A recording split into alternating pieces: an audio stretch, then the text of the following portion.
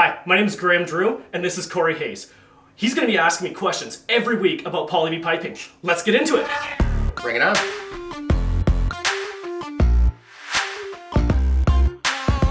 Hi, I'm Graham, expert plumber with Urban Piping.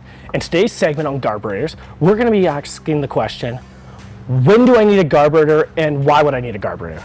Well, that question's pretty simple. With a simple question back of, do you cook in your house? Do you not cook? Do you eat out a lot? You know, if you're somebody like my family that spends a lot of time in their kitchen cooking, then a Garburator is an essential part of the kitchen appliances. We put everything down there, from orange peels to eggs, carrot peels, everything that we can put, we put down the Garburator. Now, if you're not a big cooker and you don't actually do a lot of work in the kitchen, then maybe a Garburator is not for you.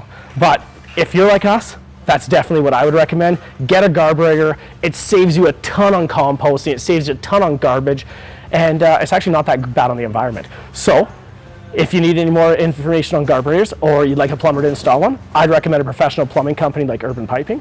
But hey, that's just me. Hey Graham, thanks for answering this week's question on Blvd. Stay tuned for next week's question or leave us a comment below and we'll create another video answer.